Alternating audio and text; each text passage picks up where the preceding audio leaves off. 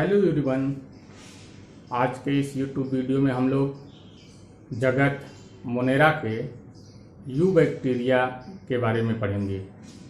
पिछली क्लास में जब हम लोग क्लासिफिकेशन पढ़े थे जगत मोनेरा का, तो उसमें हमने बताया था कि जगत मोनेरा को यू बैक्टीरिया, साइनोबैक्टीरिया और आर्किया में डिवाइड किया गया है।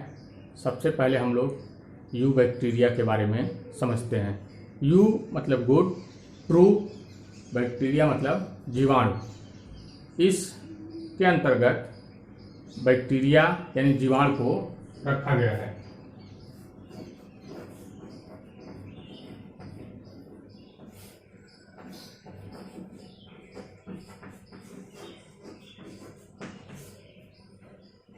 जीवाणु क्या होते हैं? ये अति सूक्ष्म प्रोकैरियोटिक एक कोशिकीय द्विधारी होते हैं जो लगभग उन सभी स्थानों पर पाए जाते हैं जहां पर जीवन संभव है, यानी ये सर्वव्यापी होते हैं। जीवाणु हमारे कैसे होते हैं? सर्वव्यापी होते हैं। ये गर्म पानी के झरनों में भी पाए जाते हैं, बर्फ पर भी पाए जाते हैं, सामान्य स्थानों पर तो मिलते ही हैं। जीवाणु की खोज एंटोनी वान लीवेनहॉक ने किया था और इन्होंने जीवाणुओं के लिए एनिमल्क्यूल शब्द का प्रयोग किया था।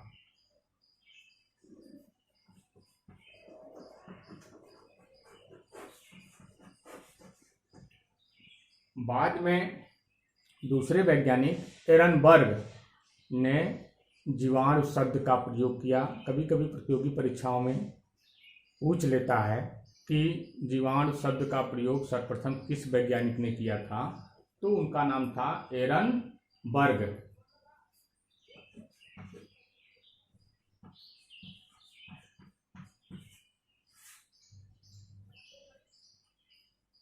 सामान्य लक्षण यदि जीवाणु का पूछता है तो पहला पॉइंट आप दे देंगे कि जीवाणु सर्वव्यापी होते हैं, यानी ये जल, स्थल, बर्फ, गर्म पानी के झरनों एवं अन्य उन सभी स्थानों पर पाए जाते हैं जहां पर जीवन संभव है।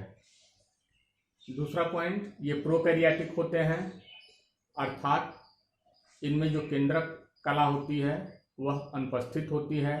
आनुवंशिक पदार्थ कोशिका द्रव्य में बिखरा रहता है।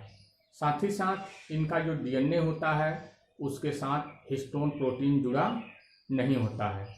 2 पॉइंट हो गया। तीसरा पॉइंट आप कह सकते हैं कि इनमें झिल्ली से घिरे हुए कोशिकांग नहीं पाए जाते हैं, जैसे माइटोकॉन्ड्रिया है, गाल्जिका है, लाइसोसोम है, अंतःप्रतरबी जालिका है, या अन्य जो झिल्ली से घिरे हुए कोशिकांग हैं ये जीवाणुओं में अनुपस्थित होते हैं। जीवाणुओं का जो राइबोसोम होता है वह 70S प्रकार का होता है। जीवाणुओं की कोशिका कला अंदर की तरफ वलित होती है और वलित होकर के एक विशेष प्रकार की संरचना बनाती है जिसे मिसोसोम कहते हैं। यह मिसोसोम श्वसन की क्रिया में मदद करता है। ये जैसे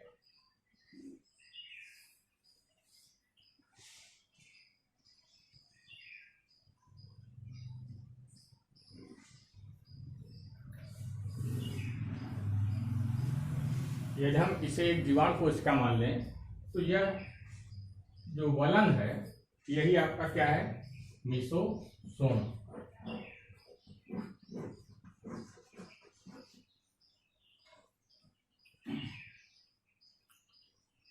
जीवाणुओं में पोषण कैसे होता है? पोषण के दृष्टिकोण से देखें तो जीवाणु स्वपोषी भी होते हैं और परपोषी भी होते हैं। स्वपोषी जीवाणु फोटोसिंथेटिक होते हैं और कीमोसिंथेटिक होते हैं। यदि हम पोषण के दृष्टिकोण से देखें तो जीवाणु स्वपोषी भी होते हैं, परपोषी भी होते हैं।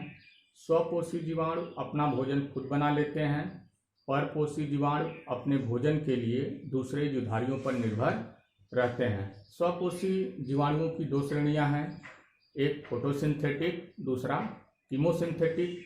फोटोसिंथेटिक जो जीवाणु होते हैं सूर्य के प्रकाश की उपस्थिति में इनमें पर्णहरिण की तरह एक दूसरा बैक्टीरियो क्लोरोफिल वर्णक पाया जाता है, जिसकी सहायता से ये अपना भोजन खुद बना लेते हैं। जैसे हरे पौधे प्रकाश संश्लेषण की क्रिया के द्वारा बनाते हैं भोजन, उसी तरीके से जीवाणु में भी प्रकाश संश्लेषण की क्रिया संभव है। कुछ जीवाणुओं में प्रकाश संश्लेषण की क्रिया होती है, जिनमें होती है तो प्रकाश संश्लेषण की क्रिया के द्वारा भोजन बना लेते हैं। लेकिन एक चीज़ आप ध्यान में रखिएगा कि जो जीवाणुओं में प्रकाश संश्लेषण होता है उनमें कभी भी ऑक्सीजन गैस बाहर नहीं निकलती है, जबकि जो हरे पौधे हैं या जो साइनोबैक्टीरिया हैं उनमें जब प्रकाश संश्लेषण होता है तो ऑक्सीजन गैस बाहर निकलती है। यह प्राय पूछ लिया जाता है कि बैक्टीरिया के प्रकाश संश्लेषण में हरे पौधों के प्रकाश संश्लेषण में क्या अंतर होता है, तो आपको बताना होगा कि जीवाणुओं के प्रकाश संश्लेषण में ऑक्सीजन गैस बाहर नहीं निकलती है, जबकि हरे पौधों के प्रकाश संश्लेषण में ऑक्सीजन गैस बाहर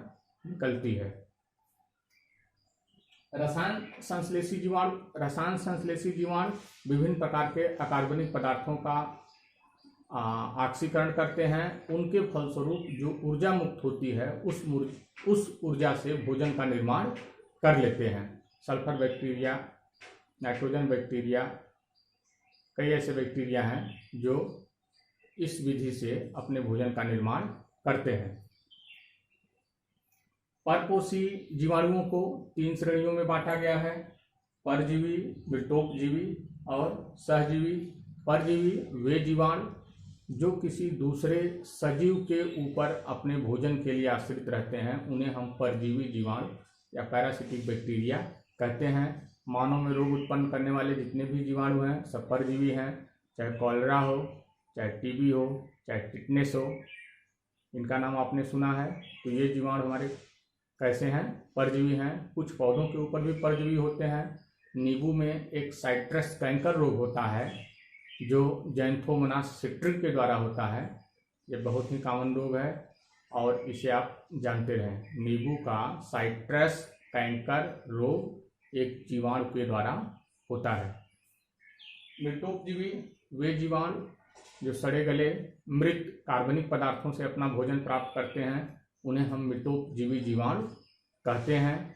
यदि ये जीवाणु नहीं रहे होते तो ये पृथ्वी, ये धरा पूरा कूड़े का ढेर हो गया होता। ये जीवाणु और कवक दो ऐसे जीवधारी हैं जो जितने भी कूड़ा करकट, कार्बनिक कूड़ा करकट हैं, उन्हें सड़ा गला करके पुनः उन्हीं अवयवी तत्वों में बदल देते हैं जिनसे मिल करके ये बने होते हैं। आप जो बगीचे में आम की पत्तियां या अन्य पौधों की पत्तियां देखते हैं, दूसरे वर्ष देखते हैं सारी पत्तियां गायब हो जाती हैं, तो कहाँ चली जाती हैं? उन पत्तियों को विघटित करने का काम यही मृतोपजीवी जीवाणु और साथ ही साथ कुछ कवक हैं, दोनों मिल करके उन्हें विघटित करके पुनः उन्हीं अवयवी तत्वों में बदल देते हैं जिनसे मिल करके वो बने होते हैं। सहजीवी जीवाणु कुछ ऐसे भी जीवाणु होते हैं जो अन्य जीवधारियों के साथ मिल करके रहते हैं, उन्हें कुछ देते हैं और बदले में उनसे कुछ लेते हैं। जब इस तरीके का संबंध हो जहाँ दो जीवधारी एक साथ मिलकर के रहें और दोनों एक दूसरे को लाभ पहुँचाएं, तो इस प्रकार के संबंध को सहजीवी संबंध कहा जाता है। जीवाणुओं का जो दलहनी फसलों की जड़ों में पाए जाते हैं, खासतौर पर राइजोबियम और दलहनी फसलों की जड़ों के बीच में जो संबंध होता है वह सहजीवी संबंध होता है। जीवाणु नाइट्रोजन स्थिरीकरण करता है, दलहनी फसलों को नाइट्रोजन उपलब्ध कराता है, बदले में दलहनी फसलें इन्हें भोजन उपलब्ध कराते हैं, तो दोनों एक दूसरे को लाभ पहुंचाते हैं। तो ऐसे जीवाणु सहजीवी जीवाणु कहलाते हैं और यह संबंध सहजीवन सिम्बियासिस, मैं समझता हूँ इसको समझ गए होंगे। अब जीवाणुओं में पोषण आप समझ गए। जीवाणुओं में प्रजनन कैसे होता है? जीवाणुओं में प्रजनन अलैंगिक विधि से मुख्यतः होता है। लैंगिक विधि से जनन नहीं होता है, लेकिन कुछ जीवाणुओं में देखा गया है जेनेटिक रिकम्बिनेशन की कुछ प्रारंभिक विधियां हैं जिनके द्वारा आनुवंशिक पदार्थ का हेर फेर होता है, लेकिन वास्तविक जो लैंगिक जनन होता है वह अनुपस्थित होता है। जीवाणु विभिन्न आकृति के होते हैं। आकृति के आधार पर यदि हम देखें तो इन्हें 4 श्रेणियों में विभाजित किया गया है। पहला स्फेरिकल जीवाणु, जिनको हम कोकस या बहुवचन में कोकाई कहते हैं। दूसरा, जो बैक्टीरिया रॉड की तरह होते हैं उन्हें बैसिलस, और जो बैक्टीरिया कामा की आकृति के होते हैं उन्हें कामासेट बैक्टीरिया। और चौथा स्पाइरल बैक्टीरिया, उन्हें कहा जाता है जो स्प्रिंग की तरह होते हैं, जिनकी संरचना स्प्रिंग की तरह होती है, उन्हें हम स्पाइरल बैक्टीरिया कहते हैं।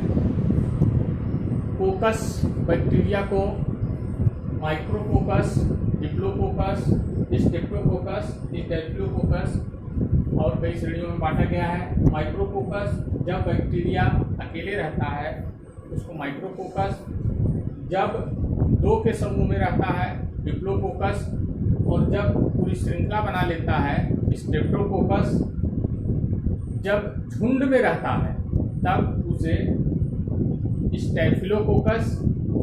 उसी तरीके से जो राष्ट्रीय बैक्टीरिया हैं, अगर अकेले है तो मोनोबैसिलस, 2 के समूह में है तो डिप्लोबैसिलस, श्रृंखला बना लिया है तो उसे स्ट्रेप्टोबैसिलस कहा जाता है।